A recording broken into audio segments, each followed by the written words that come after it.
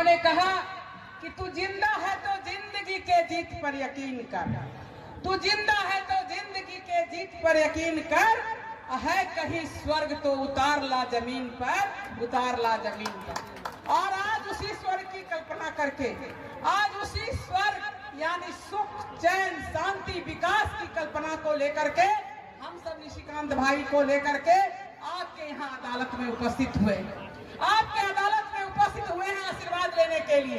ये कोसी कॉलेज का प्रांगण, माँ सरस्वती की धरती, इसे कोसी कॉलेज कहा जाता है। ये उस समय आजादी के पहले का कॉलेज, ये कमिश्नरी भर के लोग यहाँ पढ़ने के लिए आता है।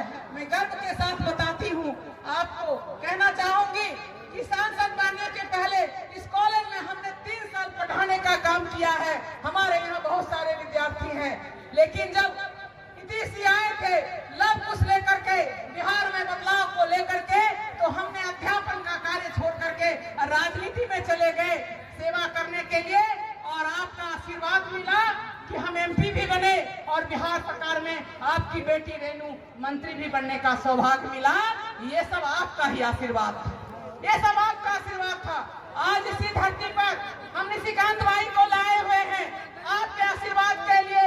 आपका आशीर्वाद का हाथ उठेगा तो बिहार में पुनः परिवर्तन पर होगा, और जो युवा है, जो महिलाएं हैं, मजदूर हैं, किसान हैं, अभी हम एक भाई कह रहा था कि हम सदा हैं, हमारा पेंशन, वृद्धा पेंशन कई महीनों से बंद है, तो हम चाहते हैं मिलकर के आप सबों के साथ एक ऐसा बिहार बनाए जहां 5 किलो के अनाज पर हमें डिपेंड नहीं रहना पड़े, बल्कि अपनी मेहनत मजदूरी करके हम दूसरे को 5 किलो अनाज देने का काम करें।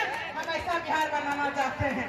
भाइयों, आप कहेंगे, आपके मन में ये भावना आती होगी कभी कभी कि रेणु जी आप एमपी रहे, आप कृषि मंत्री रहे, आप उद्योग मंत्री रहे, आपका प्रबंधन मंत्री रहे, तो कुछ सोचते होंगे कि आप कहिए।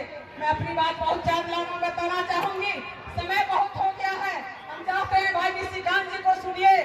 इसीलिए हम कहना चाहते हैं, जब कृषि मंत्री बने, एमपी बने, सरकार थी, बहुत सारे काम करवाए, आज भी हमारे कई बोर्ड आपके दिल दिमाग पर होंगे।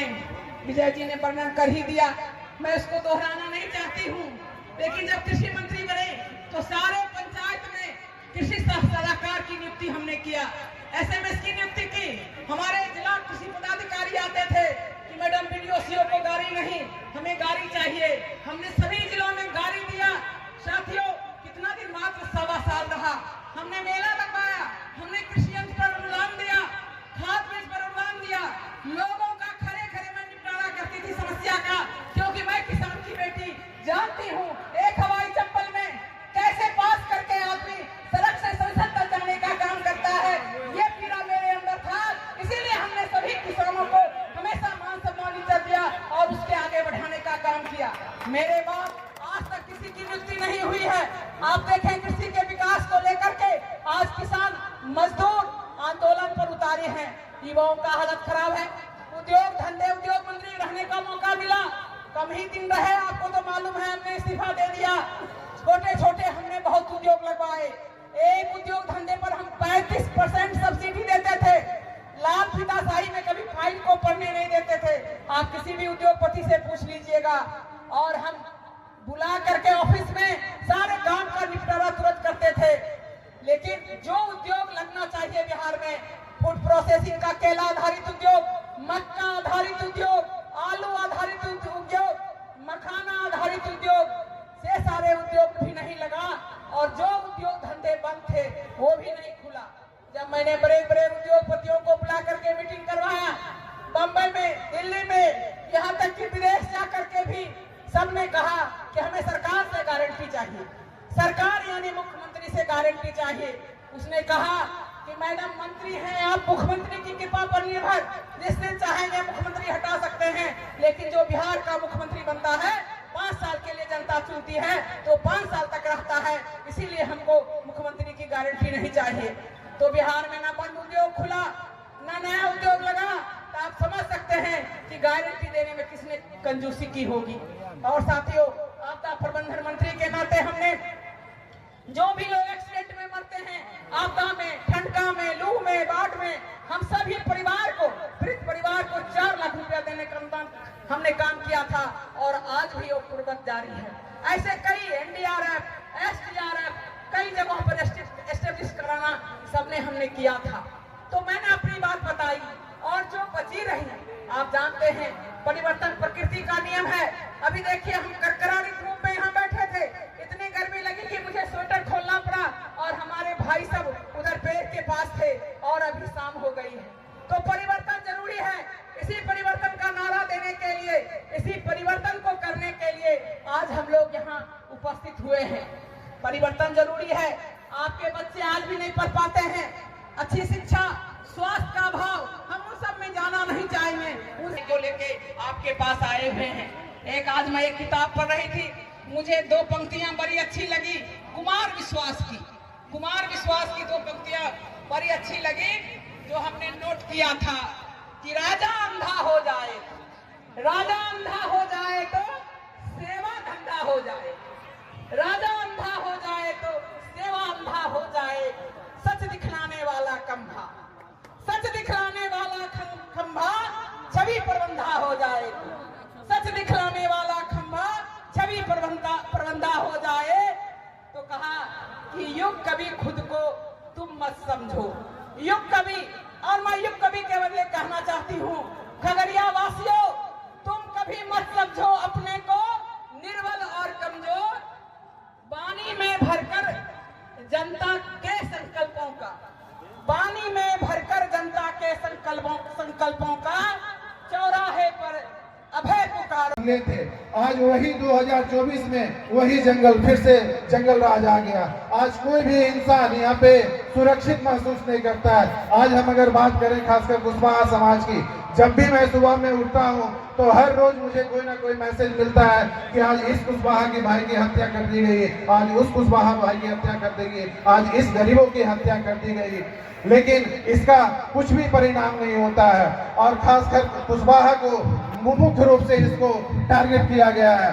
तो मैं यही बोलना चाहता हूँ, जो समाज में हमारे नेता बैठे हुए हैं, जो समाज के नाम पे झंडा उठा कर ढो रहे हैं और समाज के नाम पे राजनीति कर रहे हैं, तभी हमारा बिहार विकास करेगा। हम लोगों को गर्व महसूस होता है, हम लोगों को गर्व महसूस होता है कि जिस समाज ने इस धरती को इतना बड़ा नेतृत्व किया, आज उसी समाज के लोग हम अपने हक के लिए, हम अपने हिस्सेदारी के लिए संघर्ष कर रहे हैं। ये सच में कैसा विरोधाभास है और ये कैसी विडंबना है।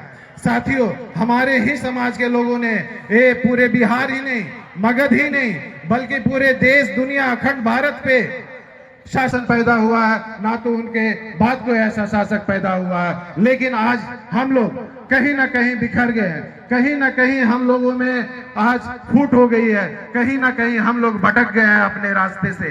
तो मैं चाहता हूं कि आने वाले समय में हमारा समाज एक मजबूत और एक सशक्त समाज कैसे बने, और आने वाले समय में हमारा राज्य एक मजबूत और एक आत्मनिर्भर बिहार के साथ यात्रा शुरू किया गया। साथियों, हम लोगों को गर्व है कि हम सम्राट अशोक के वंशज हैं और साथ ही साथ हम लोग जगदेव बाबू, कर्पूरी ठाकुर और उनके अनुयायी भी हैं।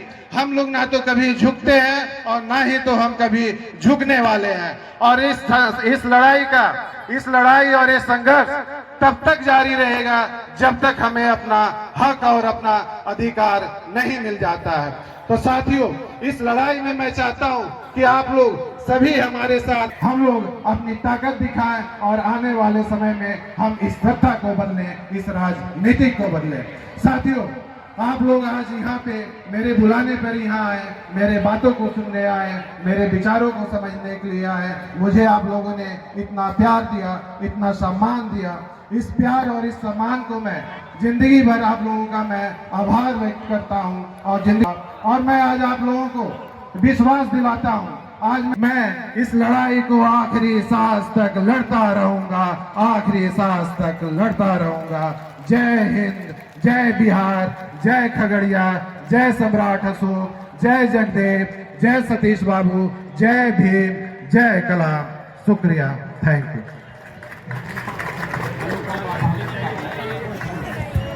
बहुत बहुत